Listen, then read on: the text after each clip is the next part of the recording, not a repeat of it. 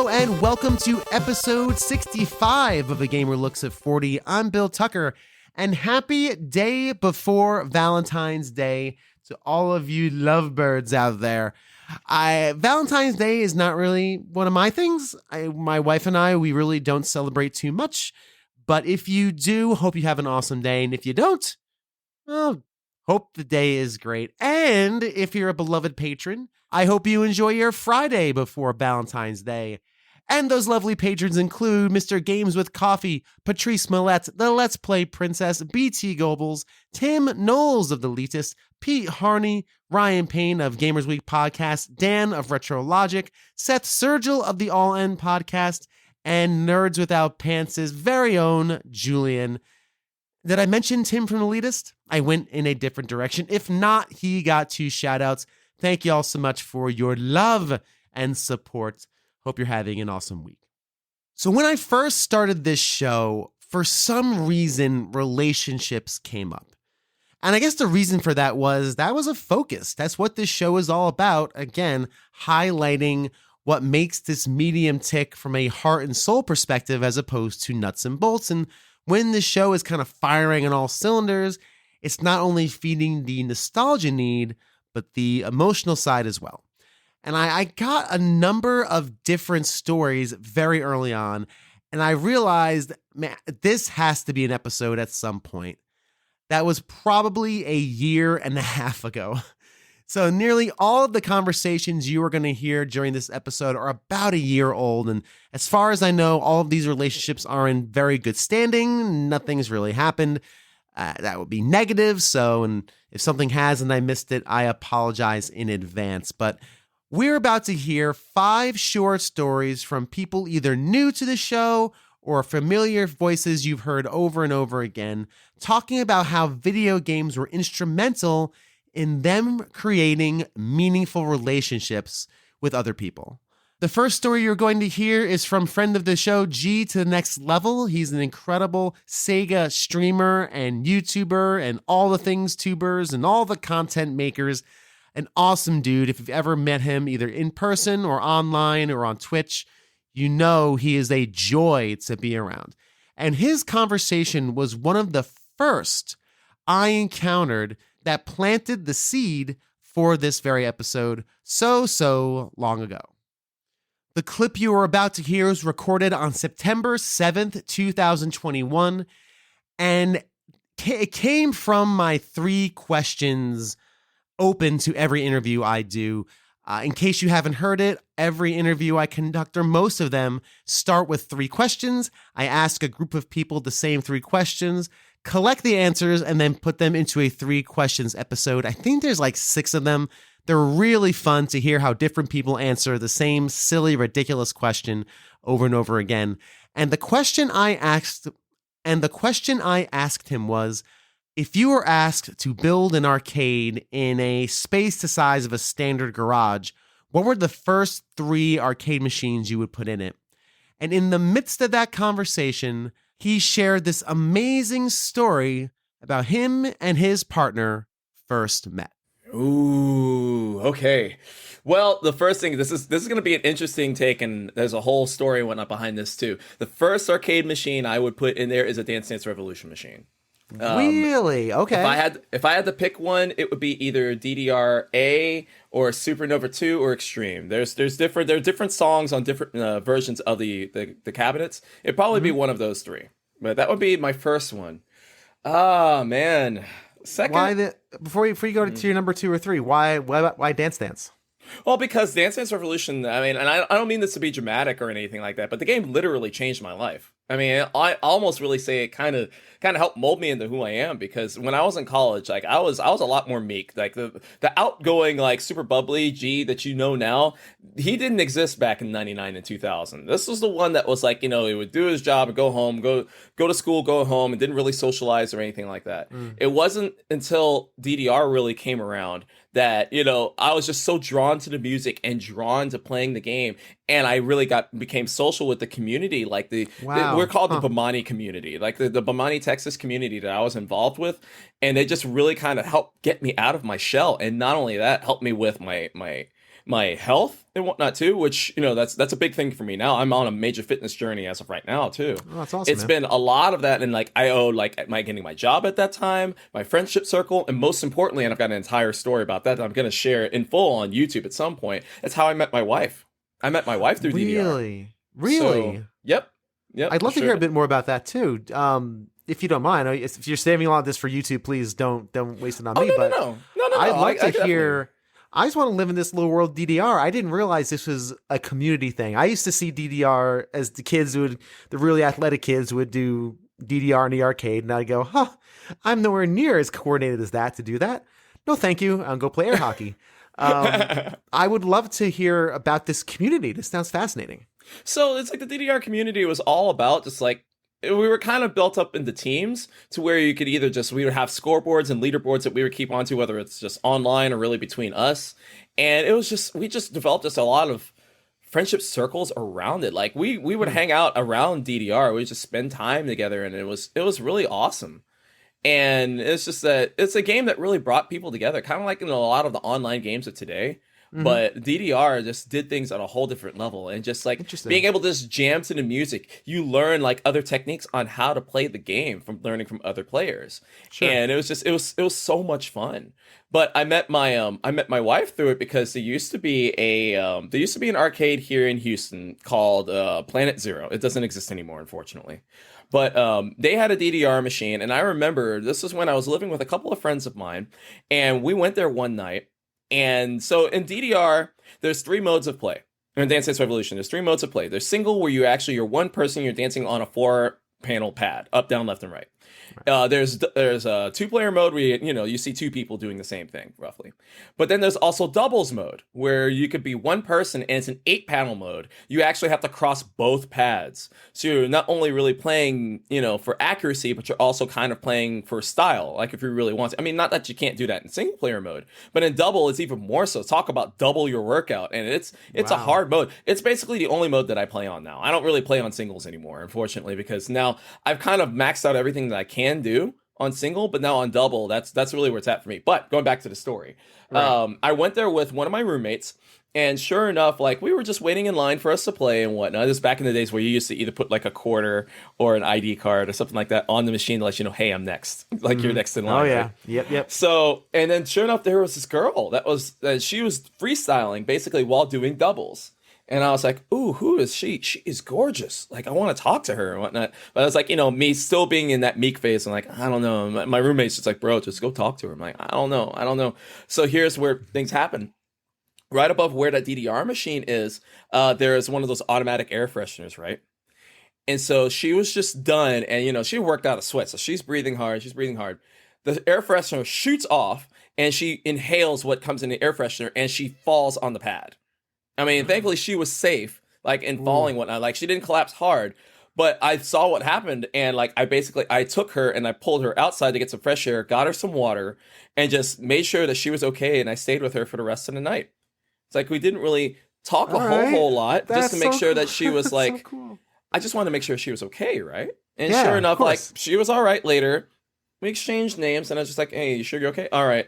And her friend came to pick her up. And so her friend actually came to pick her up afterwards after finding out what happened, and just kind of went about her day. I didn't think anything else of it. I was just like, okay, well, as long as she was safe, that's what matters, right? Right. Fast forward to a few days after that, on Tuesday, there used to be something called Anime at the Alamo, where at the Alamo Draft House there was show free anime, right? And I would go there with my friends every Tuesday. And sure enough, one of my friends, like that I've known for like 20 plus years, like he's waving to me at the front, like after the show's over. It's like, hey, good to see you. Let's go talk, right? And sure enough, along with him was my now wife. And she's like, hey, I know you. And I was like, hey, I know you too. And it's just like, hey, let's all go to Planet Zero afterwards. Right. And so we all go to Planet Zero afterwards. And then we exchanged numbers and we just started hanging out. And then we got together a couple of months after that, got married a few years later, and the rest is history. Wow, that's incredible. Wow. All from saving her from a sweaty DDR pad. And that's so cool, man. And that's some of the stuff I like hearing about when it comes to video games, because a lot of stories you hear of video games can be very, people don't talk about the community, right? Yeah. I feel like that's something that's never brought up, right? It's a lot of nuts and bolts, and I did this, I did that. Individual efforts, which are great, and I'm not taking that away, but man, do I love hearing stories of people who create those lifelong connections through the medium. That's cool, man. Very nice. Well done. Nice and chivalrous. Very good. You were a good egg, and that's an awesome story, man.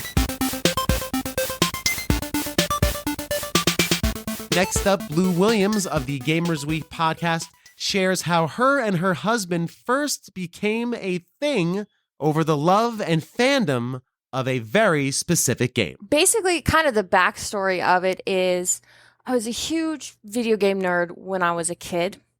The Nintendo, Game Boy, Super Nintendo. When the N64 came out, I was so pumped, but then we actually got one and I saw it and I said, wow, thanks, I hate it. It's so ugly. I don't know, it hurts my eyes. The bad 3D hurts my eyes. I can't deal with it. And the PlayStation was the same. And so I was kind of like in my mind, I was like, well, I had a nice run with video games, but maybe it's time to grow up, So I was in high school at that point. So I started focusing on, sports and learning to drive and boys and all that kind of stuff. So fast forward a little bit to college, and I randomly reconnect with a guy that I used to know in high school. Now, I'd always had a crush on him. He was super cute, but my best friend at the time also had a crush on him, and she knew him first. Oh, so no. you know how those rules go. Yep, that's exactly. Yeah, you just have to. Yep, you just have to step aside and be like, all right, step aside. Cool. No, it's fine. But he'd been to my house a few times back then and whatever. So anyways, we hadn't seen each other in, 5 years or something. I'm in college, getting ready to graduate from college, actually, almost. And he just randomly shows up at my door one day. And he's like, hey, I was thinking about you. You want to hang out sometime? And I was like, yeah, I do. So all sheepish. Yeah. Yeah, I do. Like, I want to play it off all cool, but nah, you're still cute. So love it. Yeah. So anyway, he says, hey, I'm playing this really cool game on the PlayStation 2. Do you want to come see it? And I was like, sure. So I go over and he pops in Final Fantasy X. Now, he is almost at the end of the game where you fight Sin. But he says, you know what? You really need to see the beginning. I'll just start over. Whoa. I was like, what? Like, I know I haven't played games in a long time. Okay, at this point. But yeah, as a gamer, I know what it means to just throw away your save file and start over. I was like, oh my God, are you sure? That's so much work. Just down the drain. Wow. He's like, no, it's cool. I'll start over and we'll play together. So that's what we did. Wow. He started over, and from those opening cutscenes in Xanarkand of Final Fantasy X, I was like, oh my God, the last I saw of video games was the N64. I cannot, it blew my mind how far they'd come, how beautiful those cutscenes were. I was like, I can't believe it. I am so ready to get into video games again if this is what they look like. Wow. So we played through Final Fantasy X together. We'd take turns. Like, one of us would he had this ratty old walkthrough book that he bought secondhand. It was falling apart, but all the pages were very lovingly kept in order and everything. So one of us would look at the book and the other one of us would play, and we'd switch off. And we played through Final Fantasy X that way. And by the time we were done, I was like, I think I'm kind of in love with this guy. So Aww. That is the story. That's amazing. I love that. That is such a selfless act. And if you look at it from just kind of from the outside, maybe someone who's not into the medium, non-gamer type person, you may think he's trying to impress a girl, or he's trying to be, Mr. Hero. But like you said, he's at the end of that game. That's 30 hours of time. Oh yeah, at least. And weeks and weeks and weeks of playing and working on a game to sacrifice that for somebody. That's really cool. He's a good egg. Yeah. He's officially a good egg. Yeah, we've been married 14 years now, so. Wow. It worked out. Congratulations. That's really cool. Very, very sweet story. I like that a lot.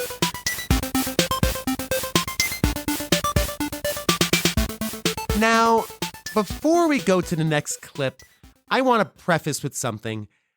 Not every story of love and relationship and connection ends well. We all have those stories of romances or relationships or friendships that just end on a bad note or end on a flat line. They just kind of peter out and go away. And I really wrestled with whether or not I should include this conversation in my fun Valentine's Day episode, but I really think it showcases the other side of what this medium can do. And it also showcases something I'm going to dive deeper in a future episode. The topic of this, maybe not the result of this, but the topic itself is definitely going to be a part of a future A Gamer Looks at 40 episode. I can't imagine a version of this show that doesn't has this. It has to have an episode about this sort of thing. The story comes from Mike Albertin of the Games My Mom Found podcast. Again, when I heard this story, I asked him again, like, hey man, are you sure I'm cool with sharing this? And before I could even ask him for this episode, he brought it up again. So I think I'm good. So let's take the tone down a bit and hear how video games impacted a very important, that became not so important relationship. It's interesting because gaming can be a little bit of a communal experience. I mean, obviously, it's play, just like any other type of play. Do you have situations where you've had that communal experience? It doesn't have to be in the 8-bit, 16-bit, any era. Like, what's the most communal experience you've had with a game, you think? Doing a podcast where I tell people what to play. outside of the show. I'm not. I usually stay away from all multiplayer games. So probably the one would have been when I played massive multiplayer online RPG, Final Fantasy XI, which I played off and on for like 3-4 years. Yeah. You've mentioned Final Fantasy XI. You've mentioned it in like hushed tones. You've never really talked about Final Fantasy XI. It's because it never really come up exactly. And I have a lot of history with that game. Okay. Do you want to get into it, or? Sure, I don't mind it. It's old news at this point, but it's kind of funny. Okay. For one, I played Final Fantasy XI when we were in high school. A few of my friends got me into it, and we were playing it. And then I kept playing it as the years went on. I graduated from high school. I moved in with my girlfriend that lived up here in Minnesota, which is where I live now. And I moved up here, and I got her into Final Fantasy XI. And we just had one computer. We would take turns playing. And then I stopped playing it at one point, and it kind of kept going off and on. But as the years went by, or the year, I should say, she kept playing it, and she actually had met then became her husband shortly after that while we were playing the game together.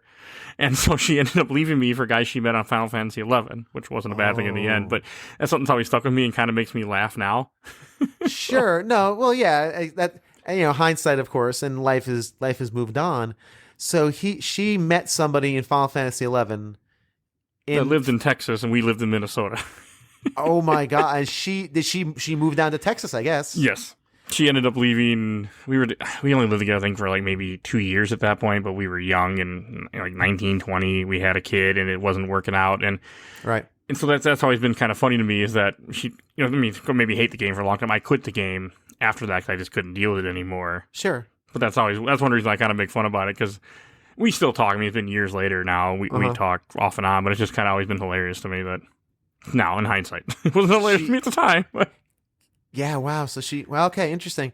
Now, and so, but you guys were living together though, so I suspect you guys had different computers, different rooms, so you probably couldn't even know. No? We didn't have that. I didn't have that kind of money. I was 19. I had one computer. And at one point, the computer I didn't have a computer desk. It was on top of a filing cabinet in the corner. I love it. I love, late teens, early 20s furniture decisions. Oh, yeah, it was made on utility alone. Yeah. No, hey, listen, we've all been there, right? Yeah. Listen, every one of us has used a couple of milk crates for an end table. Trust me, there's no shame in that whatsoever. Now, if you're 50 and doing that, well, okay, maybe. And the computer had to get replaced at one point because my son got older. He shoved quarters into the computer, and that kind of killed it. Where, into the CD drive? Or in the vents. Oh, no, in the vents. I had to duct tape everything and hide it so he couldn't get stuff in it later on and move the computer. But yeah, I'm sure your temps on that one were just beautiful. All the air holes. Yeah, everything was plugged up, yeah. Oh, God. Man, that's a shame. So that's the reason you got off of Final Fantasy XI, because your ex moved to Texas. after some black mage or whatever. I don't know. He was a Dark Knight. A Dark Knight. Okay, there you go. Sorry. Oh, you're fine. It's always one of those funny stories too, because when we knew the guy, we were part of the same like clan in the game, and she didn't like him and would call him an idiot and stuff like that. And they ended up dating later on, so it was always kind of like, don't trust when you're together. So that person's a stupid. Like, don't trust them. I just find the intersection, and the only MMO I've ever played was Final Fantasy 14, and I played it for 6 months. I was very heavy into it, and then I stopped because I realized, oh no, I'm getting too into this. I need to stop. That's MMOs are very addictive. That's why I will never play another one. Not to mention the fact that I couldn't. Yeah, I won't either, and because my brother-in-law played WoW for years and years and years, and he had the same thing where he had to stop because he realized, okay, this is taking over a lot of my life. But I think the intersection between the online world and the real world is so interesting and thin in those MMOs. I find those stories of people either finding romance or, in your case, again, I'm sorry, getting dumped for a virtual person. Like it's a real person on the other end, and obviously they had a connection. And now, like, they're married and everything. They're not married anymore, but well, you're done with it. I find it hilarious. You're done. Yeah, you're very happy and all that, and that's good. That's all that matters. But that intersection is so interesting. Yeah, man. I'm sorry to hear that happened. That just sucks. Gosh, that sucks. Yeah, it definitely sucked during the time. It was a bad time. That one of the reasons I tried playing the game after that, but I just couldn't. I mean, now I really want to go back to Final Fantasy 11 because now it exists as like a husk, and I could just go in the game with like a high level character and run through the worlds and just see everything. But never gonna happen. No, yeah, it's best, I think, left. Sometimes that stuff's best left to the imagination and to the memories.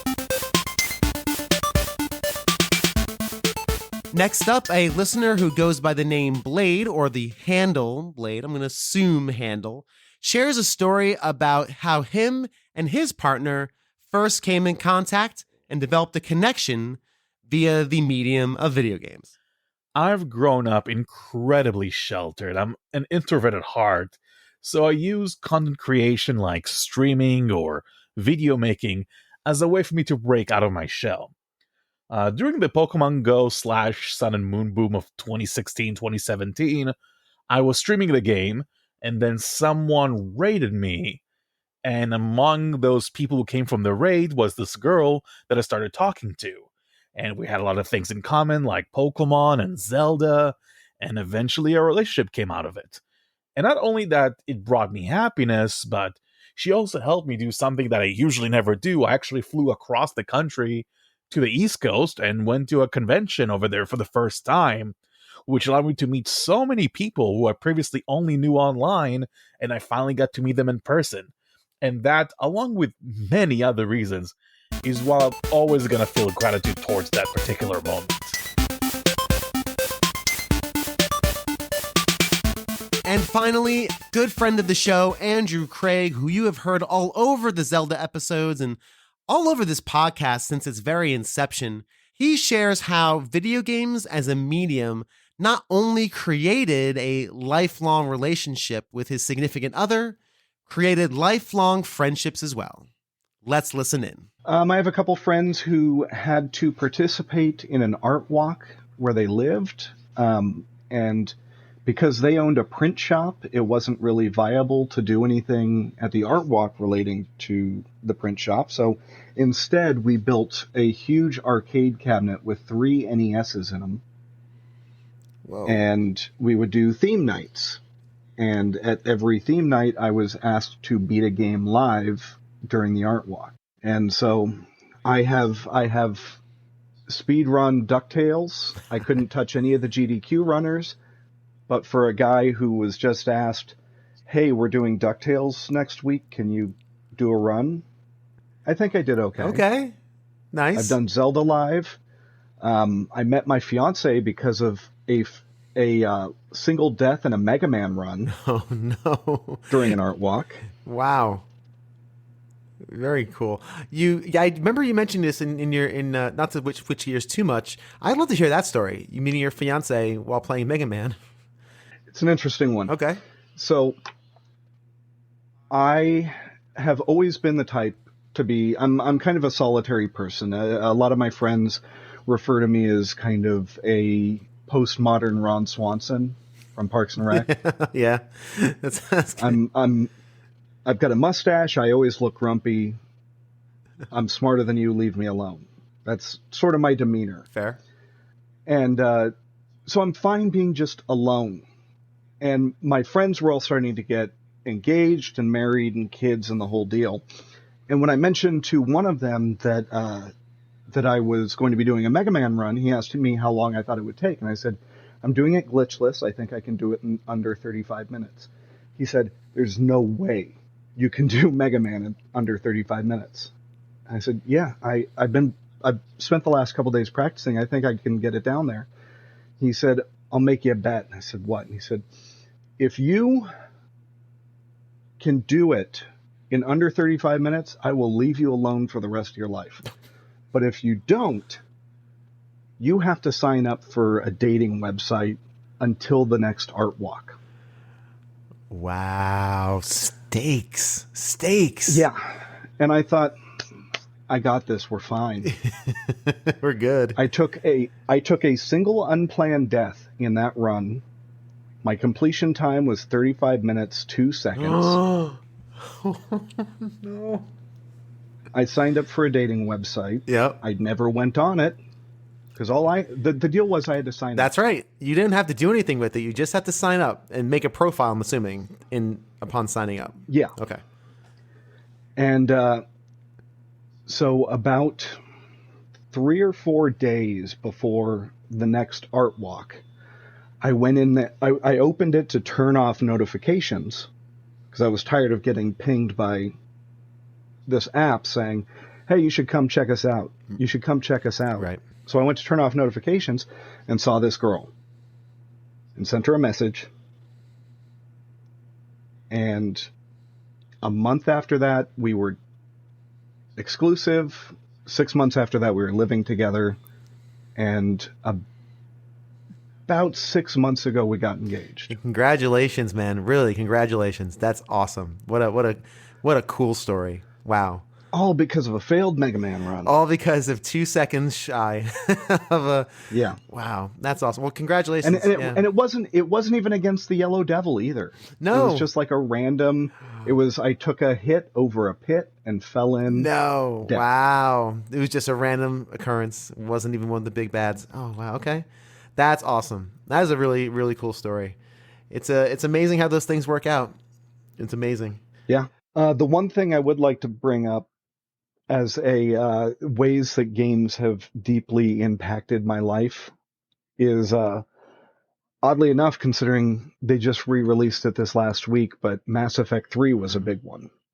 I met one of my best friends playing that game. Cool. We met in the multiplayer. We hit it off well because we were, peanut butter and chocolate. We had 2 entirely different play styles that entirely complemented each other. He's a Lithuanian dude who lives in Illinois. And we've been playing together for 10 years now. Wow. For 10 years. In Mass Effect 3, in the multiplayer. We don't play Mass Effect 3 anymore. Okay, but you're playing in other games and such. Okay, I was going to say, wow, you guys are still playing Mass Effect 3 multiplayer? Okay, sorry. No, we played Mass Effect 3 multiplayer, and then at a certain point he said, hey, if I bought you a copy of Borderlands 2, would you play it with me? Wow. And then we started playing Borderlands 2, and then it turned into me saying, hey, if I bought this game for you, would you play with me? Oh, that's cool. And eventually, when the PS4 was coming out, I was freelancing at the time and was a little light on money. And the day of release, a PS4 showed up on my door because he bought me one so he'd have somebody to play with. Wow. Oh my gosh. That's awesome. And even now, it's sort of a regular thing. The only reason we have headsets for our PlayStations is for each other. Wow. That's really cool. Have you met him in person? Once. Okay. He flew into LA. He was planning on going to Vegas for his birthday with his new wife. And I I said, Vegas is just a couple hours away from me. And he said, what if we fly into LAX and spend a day with you? Oh my gosh. So they flew into LAX. We spent a day together, and now he's going to have to come back because he's probably going to be my best man. That is outstanding. Oh, that's outstanding. Dude, that's so cool. Wow, that's really amazing. All via Mass Effect 3 multiplayer. That's really, really an incredible story. Thanks for sharing that, man. Yeah, so let's hope they bring it back for the Legendary Edition. Here's hoping. Here's hoping you can another generation can enjoy that, and yeah, just keep creating those connections. That's cool, man.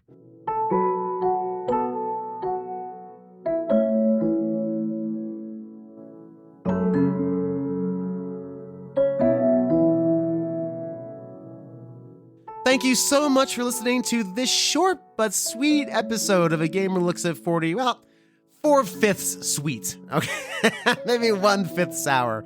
But thank you anyway for checking out this show. If you enjoyed this, please check me out on Twitter at A Gamer Looks at 4040. I'm also starting to post things on TikTok. Me and all the young children just posting nonsense on that particular medium. Look me up there. I think I have like 7 followers.